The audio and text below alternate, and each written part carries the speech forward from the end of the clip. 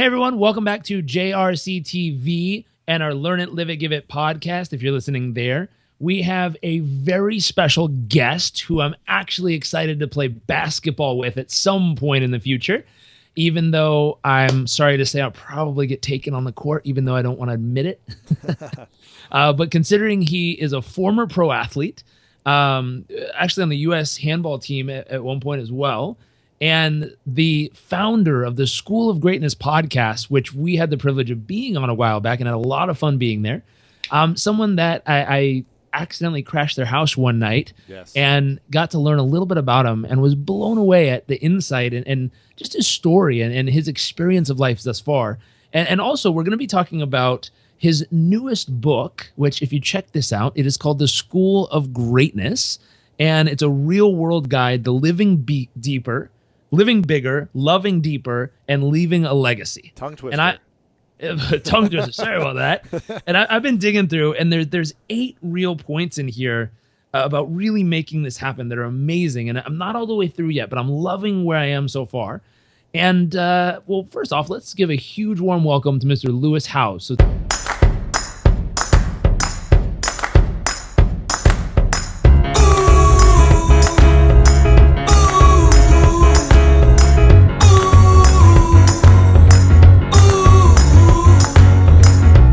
so much, sir, for joining us. Thank you for having me, Jairek. Appreciate it, man. Definitely excited to have you. And I'd love to start off with, before we're definitely going to dive through the book because there's lots of awesome greatness in here that I want to share with everyone who's listening in. But let's start with you. Yeah. I remember that night when we were chatting till late hours, you were sharing just your journey and your evolution. And it's always exciting meeting other people who started off in an interesting position and created a vision for their life and built that vision into actual reality. Yeah. And so if you wouldn't mind, I'd love to share you and in your beginning and your origin of place and how you've come to where you are today. Yeah. Well, I grew up in a small town, Delaware, Ohio, and I remember early on that I had challenges learning in school. I was dyslexic. I had a tutor all through elementary school, middle school, and high school.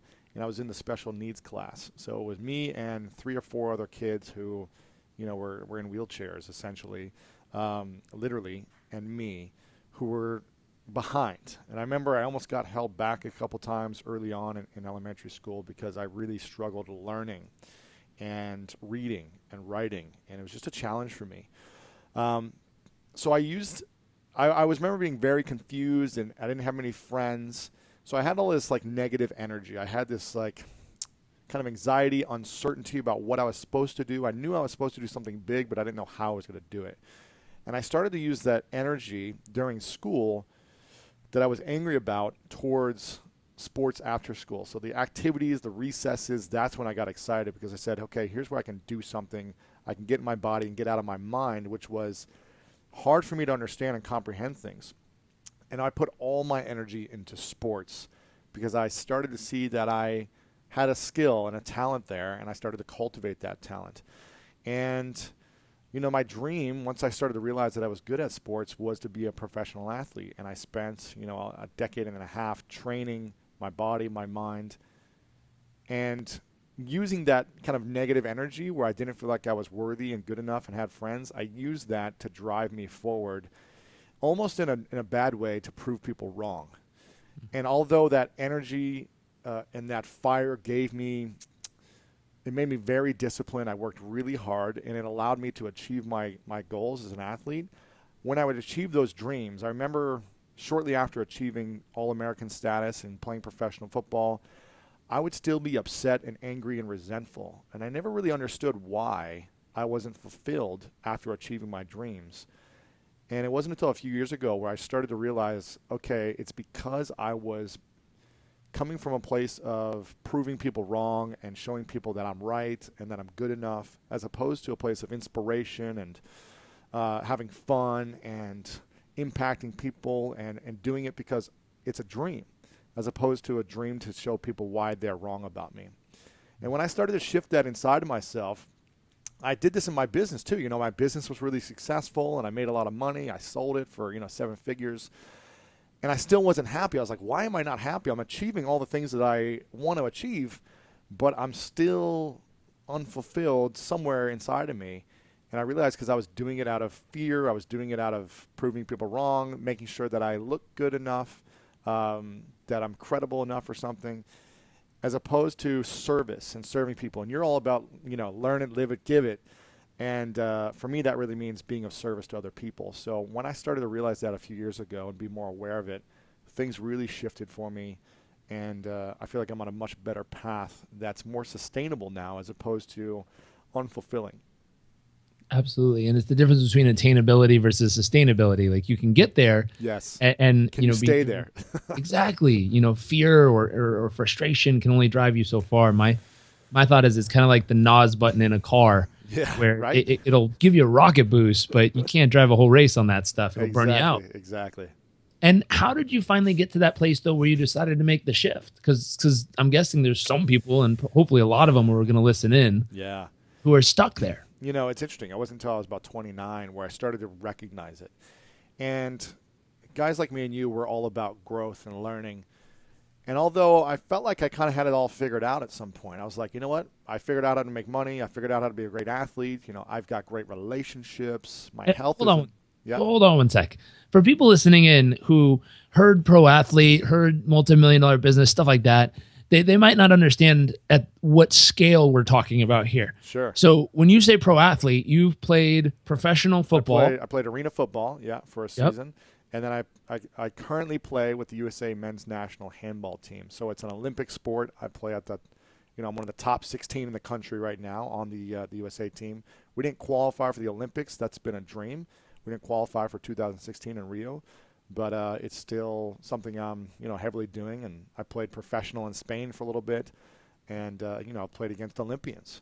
So I started that after I was successful in my business. So I left football.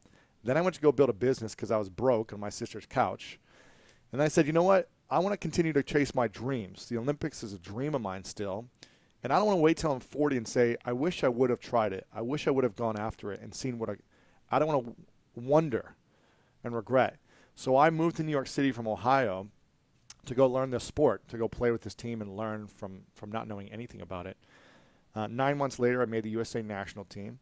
And the business allowed me to have the funds and the freedom and the flexibility to go train for months at a time. And the lifestyle to do it from anywhere, run my business from anywhere. So I built a business so I could have the life that I wanted and go after my dreams. And then I sold the company a few years ago. And then I started the School of Greatness in that brand. So, I'm still competitive on all these levels.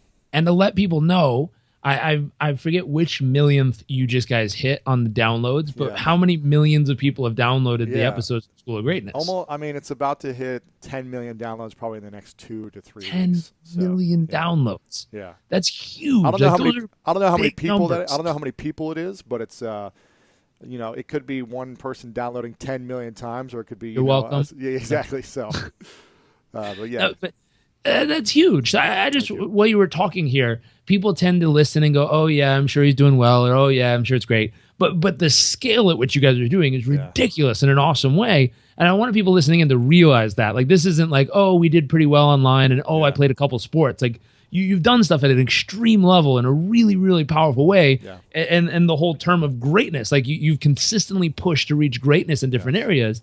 And few people get to taste that greatness. Right. Yeah. And for someone who's consistently found your way there, not only in sports, but then in business and life, I'd love to hear, I've been reading about it, but I'd love to hear, from the man himself. Well, what are some of those insights? What allowed you to consistently get there? It's amazing. Once I started doing this podcast, The School of Greatness, and I was interviewing Olympic gold medalists to people like you and your father and doctors and scientists, people at the top 1% of their game in the life from many ranges in life and industries. And the more questions I dug into to learn about how they became great, I realized, okay, there's some things that I did in sports that they're talking about that I just followed without knowing, which allowed me to get to where I was in sports. And then someone else would say something about their life or their business, and I was like, okay, that's something I did in my business early on, And that's probably one of the reasons why I was able to grow it so quickly and transfer from sports to business and grow that. And people kept saying these common themes. Everyone at the top was saying these common themes. And I boiled it down to these 8 core principles of greatness and how you can achieve greatness in any area of your life. And, one of the things, the most important thing in my opinion, is having a very clear vision. As an athlete, I didn't play a professional football, just decide to one day because I was like, oh, maybe I'll just play today and join the team. It was a 15-year journey. It was a vision I had when I was 5 years old, sitting on my dad's couch watching sports with him and him talking about how great these players were and seeing, guys like Jerry Rice and other athletes and being like, I want to do that one day. That's what I want. And then following a game plan for 15 years to make it happen. The sweat, blood, tears, everything, the sacrifice. The greatest minds in the world, those that achieve at the highest levels, have a very clear vision of what they want. And then they figure out how to get there. And so that's number one, is the vision. The second thing is a lot of people get held back by adversity.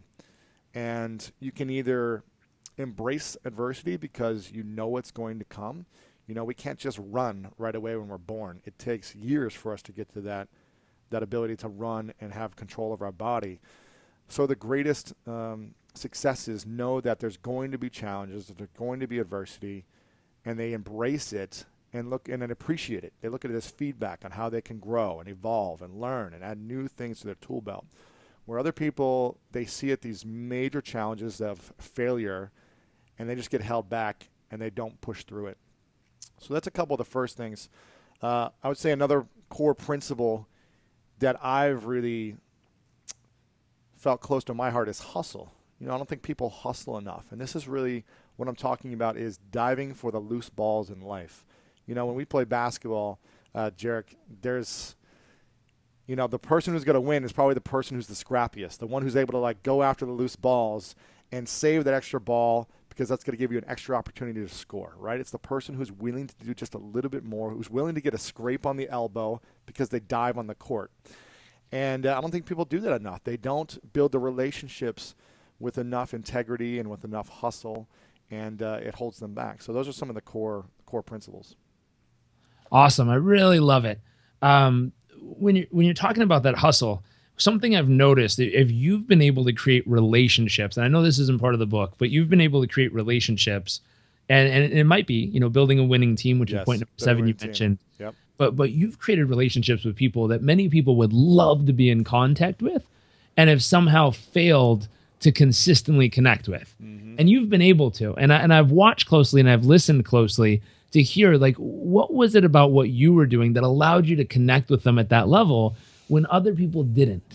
And I have some opinions from an outside opinion, but I'd love to hear your thoughts on that. And when I say building relationships, just thinking of some of the people I know you're connected with, everyone from Gary Vaynerchuk, Tim Ferriss, my dad, me, I don't think I'm on the list, but when you go down the list of people you mentioned, you've created some friendships and connections with people who are a big deal, like you said. Exactly. And to be able to build that winning team, it's phenomenal. What would you say is some of just a couple insights of what you've done there that allowed you to build such beautiful connections with people who so many people would love to connect with, but fail miserably in their attempt? I think it's a combination of things. Since I wasn't a great student in school and I wasn't able to really comprehend and learn the way most people do, and I had challenges reading and writing, I had to figure out how to connect with people in a different way. And I don't remember who said this. Maybe even your dad said this, but someone said this, and I remember reading it early on, or someone telling me, is that people don't care about how much you know until they know how much you care.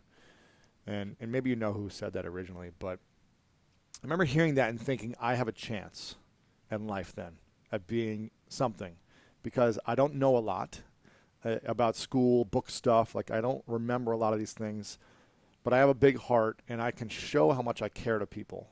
And I realize that that's what matters more. And so for me, I am going into every new relationship and all my current relationships with, how can I be of service? How can I give? How can I support? What's your biggest challenge? How can I help solve that challenge? I never go into a new relationship saying, can you give me advice? Can you promote me? Can you help me? Can you whatever? It's all about them and learning about them. and finding commonalities, right? I don't know if that's a word, commonalities, but common areas of interest that that we have in common. I really do research on people and figure out what makes them tick, and then speak into those things. I speak into their hobbies, their passions, the things they really love, the things that they support, their charities, and I ask questions about that. And I find those mutual grounds where we can connect on with that. And for me, I go into it saying, I want to build a friendship. I'm not trying to get something from this. I just want to be friends. And I think people don't do that enough, especially in business. They're always thinking about, how can this person help me? Where I'm more thinking, do I want this person in my life? Would they be a good friend to me? If so, let's just hang out. Nice. And that's a big difference. We get hit up a lot from all different types of people. And I was reading an email this morning, and I think someone trained people with the thought of always be a giver, give first before you ever ask. And what's happened is people have become very transactional. Yes. Which is the opposite of what you're saying here, but they've become transactional of, hey, I'd love to help you do X if you could help me do Y, or if you could help me do Y, then I'll help you with Z. And what's fascinating is what you're saying stands out, and it's different from that, because you're saying, listen, go there to make a true friend and go there just to help. Yeah. And when you help just to help, it's amazing what'll come from that and what'll build from that. And so for all the people who've been trained in some way, shape, or form, yes, it's good to go to give, but give to give. Exactly. And you'd be surprised what magic shows up. That's been the key for me. It's like my whole career has been based on giving. And when you come from that place, the good people, the people that really understand it, are going to say, hey, man, I really appreciate this. How can I support you? What can I do to give to you back? Like good people are going to come from that place. Not everyone. So you want to make sure you don't get taken advantage of and you're just giving and never receiving anything. But people will do that. And I remember, I think it was something on maybe Gary's show when I was hearing something, but I remember somehow you two were in conversation. I overheard something, and he talked about when you guys had met and hung out at different times, and you supported him when he was trying to build something into the market himself. Yeah, sell books. And you were there, like you filled a whole room. You brought dozens, if not hundreds of people to it. And lots of people say they're going to help and stuff like that. When people actually do, it's a whole different flavor of experience. Exactly. So I think to layer that, and I was impressed standing on the outside being like, wow, how cool is that? That someone said, listen, I believe in what you're doing. I have the ability to gather people in a community, and I'm going to be willing to do it for you.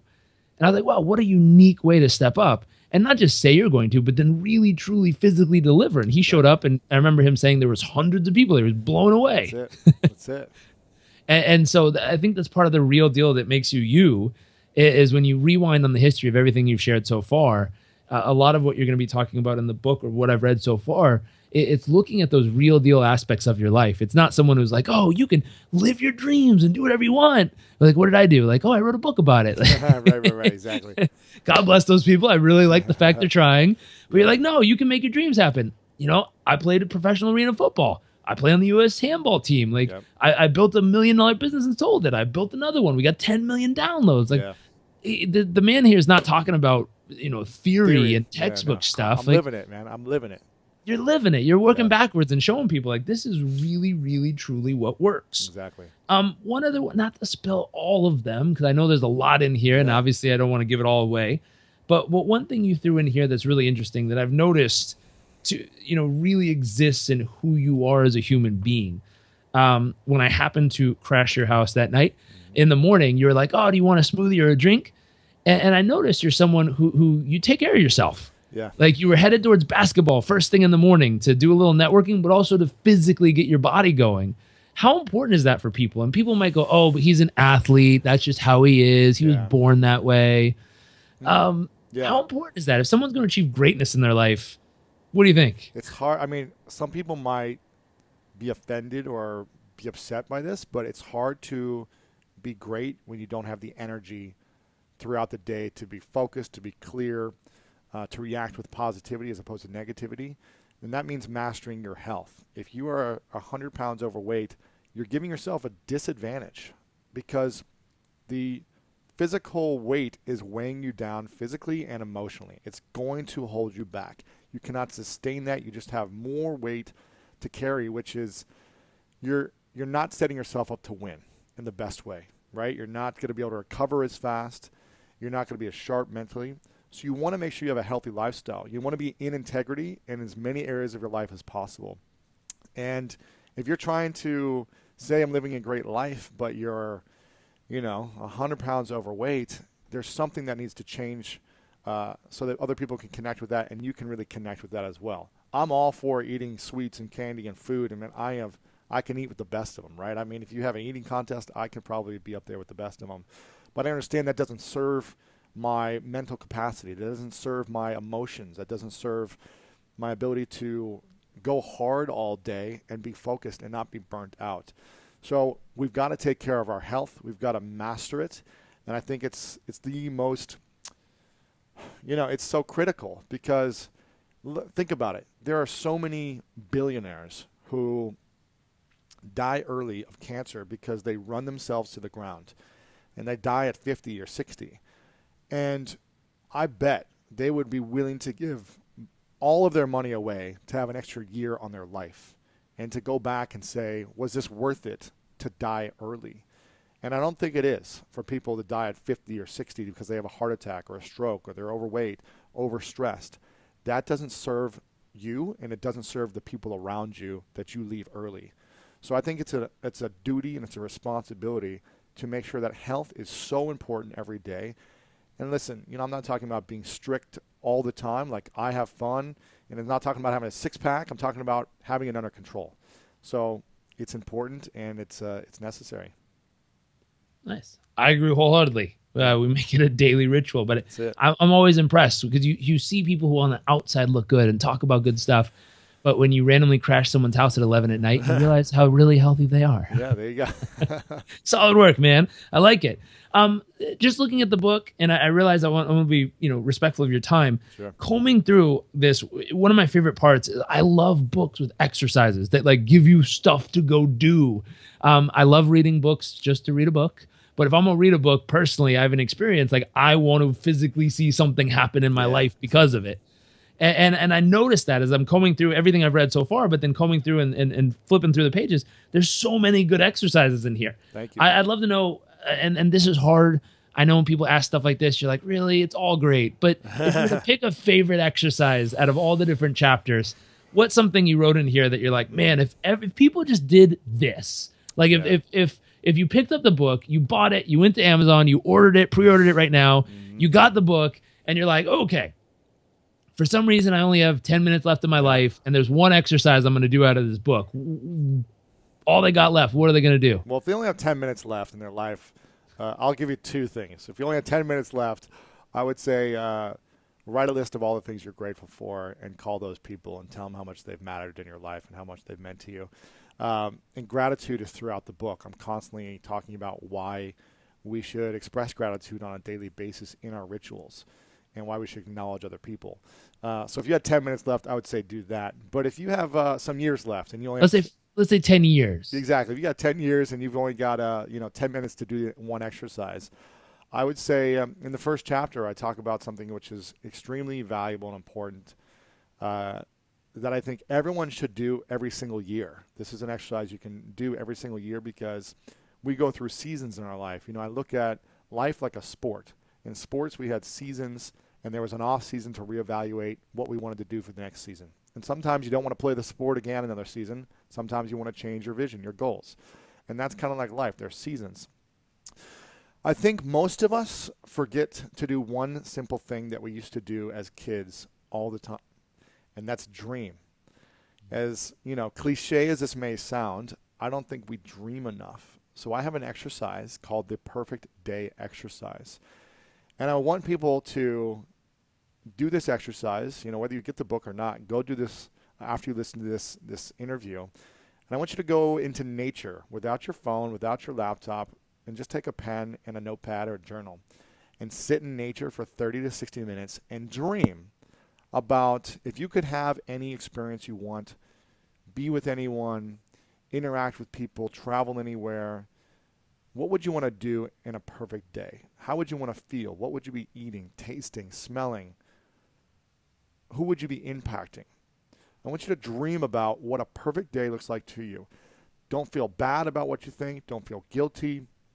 Don't think about what your parents want you to do or your spouse or family members or society. Think about what would I want to do in a perfect day for me. Then I want you to write it out. Write it out very descriptive. And it could start off with from the morning to last thing you do at night. So in the morning, I wake up with the waves crashing on the beach nearby and the sun shining in my room. And I'm smiling because I'm laying next to the woman of my dreams, and I can't believe she's with me. That could be the start. And then tell me what happens the rest of the day, and write this down. So you're going to do this on one piece of paper. Write down what the perfect day looks like and feels like. Then, this is great. You started dreaming. You got rid of the clutter in your mind. You got rid of your phone, thinking about what you need to do, and you just started dreaming of what you want and what you desire. The second part of this exercise is to create a perfect day itinerary. So this is a schedule of how you're going to fit this dream in every day, in all the hours of the day. So literally, when I would play football on the great football teams, I would show up to practice, and there would be an itinerary of what we were doing that practice for the whole schedule. From, if practice started at 3:30 p.m., every 10 to 15 minutes, what we were doing was on an itinerary, so we knew exactly what we needed to get done. We were on time. And these are the steps to achieving the goals of winning the game that week or to achieving our vision for that whole season. If we just showed up to practice and coaches like, all right, put your pads on and show up whenever you want and we'll throw the ball around and see what happens, we'd probably not be able to achieve our dreams that well and our goals for the season. So I want you to list out from the moment you wake up, say it's 8 a.m., 7 a.m., you want to list out every 30-minute increments what you're going to do to fit that dream into your everyday itinerary. List it out so you can start seeing, okay, here's what I need to do. If I want to do this in the morning, then I need to schedule that and make that a priority. If my afternoons are impacting people in this way, then I need to schedule it and make sure I stick to that. So create a perfect day vision for yourself and then an itinerary to follow up. Nice. Very cool. Thanks. I like it. I was reading about your perfect day in here. Yeah. Waking up next to the woman of your dreams. That's it. Tears of happiness because she's so excited about the life y'all have together. Yeah. I like it. It's very juicy. It's real. It is. Very, very cool, man. Thank you. I dig it. I think that'd be a beautiful start for people. Question. I'd love to know this from authors just because I know, there's blood, sweat, tears, and more energy than people imagine that go into creating a book. It's a lot. And if you had a dream of what this book would do in the world, what would that be? It would reach 1 million people in the first year, all over the world, and it would spread a movement of people stepping up in their lives to achieve greatness in their life, and greatness looks different for each person. So it would create a movement and reach 1 million people with the book in the first year, where people will be taking action on the exercises to live a bigger life, love deeper, and build their legacy. And that's what it would do in the first year alone. Very, very cool. Well, hopefully this interview helps ripple that out and helps make it possible for more people. Where can people find this? I know you've got some pretty strong positioning in different places all over, but where can they find it? They can go right to lewishowes.com/book. That'll send you right to Amazon where you can get it there. It's in every Barnes & Noble in the country starting October 27th. And anywhere online where books are sold, you can go grab a copy. Very cool. I also saw on your site, I think it's lewishowes.com book, there's a chance even to get your car? There is, yeah. lewishowes.com greatnessbook.com/bonus with a capital B. I'm giving away my car. I'm doing a retreat for people. I'm doing one-day business sessions for people who buy books in bulk. So you can check it out. It's greatnessbook.com/bonus with a capital B, and you can see all the different prizes and bonuses we're giving. Very cool. And I heard someone say one time, a long time ago, it's from someone else. They were like, why would someone buy so many books? And let me give you a few reasons. One, if you own a company and you're watching this and you've got 100 employees, this would make a great gift for all of them. Exactly. If you have a company that has 100,000 employees, obviously we'd high five each other if that happened, but everyone would love one. Family members. I have a friend who buys, anytime she loves a book that she reads personally, she'll buy at least one case, so 25 to 50 books, and she'll personally mail them as gifts to all their family and friends. Amazing. Yes. It's amazing. Her name's Renee. She's up in New York. And every time we get a package, it's always the next greatest book she's read and she loves. So if you're looking for ideas of what to do with all those books that you're going to buy, what was the website one more time? Greatnessbook.com/bonus with a capital B. Greatnessbook.com/bonus with a capital B. I've been reading it. I'm loving it. We're going to go grab a little box of these ourselves and figure out how many friends we can mail them to. Yes. And my belief is, why not spread greatness to the world? Why not help more people experience great messages by buying a big box of them and sending them out to your friends, your family, people you feel like, wow, if they read this, it would totally change their life in some great way. Absolutely. And my belief is that learn it, live it, give it message. You're learning it. It's your chance through all the exercises really to truly apply it and make the most happen for your own life. But then this is a great way to pay it forward and share it and give it to the world around you by literally pushing great material into the lives of other people around you. Yes. So if you're watching this and you're interested, one more time on that website, I believe it was greatnessbook.com/bonus. Okay, capital B. That's the third time. Y'all should have written that down at least all 3 times and been there by now. Yes. And hopefully you buy at least 10, 20, 30, 40 copies. I think there's a much larger packages for those who have very large companies and want to share the greatness with everybody. But at least buy 5 or 10 yourself and share them with someone you love. Make sure it's coming around towards Christmas, the holidays. It's a beautiful and wonderful time to support people in their life by giving them some greatness and inspiring them to tap into their own greatness as well. Exactly. Louis, it's been a privilege. Thank you for having us and joining us here and hanging out with us. I've been curious this entire time about the jersey sitting right behind you. This is when I went to go play handball in Spain for the professional league there, their top league. I was the first American to go play professional for a while there. So the head of the federation in the Spanish Handball Federation brought me into his office in Madrid and said, we want you to stay and play for the whole year. I only went for like a 2-week period and played in one game and practiced with the team for a while. They said, we'll give you a contract for the year. We think it's great. You're the first American that's ever played in this league. And so they gave me a jersey with my name on it with the Spanish national team, and they were the world champions that year as well when I went. So that's what that is. That's cool. Final question. If you could leave one message for people who sat through and listened and watched this entire interview and they got to leave with one golden nugget, what are they leaving with? That your dreams matter and they matter to the world. You were born to discover and follow and pursue your dreams. That's what creates the most impact and inspiration to those around you when you become a symbol of inspiration for them and show them what's possible for their life. So when you go after your dreams, you're actually doing the biggest service to the world by showing everyone else what's possible for ourselves as well. Very, very cool, man. Well, thank you again for joining us. Thank you for everyone who tuned in for JRCtv or the Learn It, Live It, Give It podcast. We look forward to seeing you next week for another amazing episode. And make sure you go to greatnessbook.com/bonus and buy a whole box of these and spread the greatness to all the friends and family you have and know.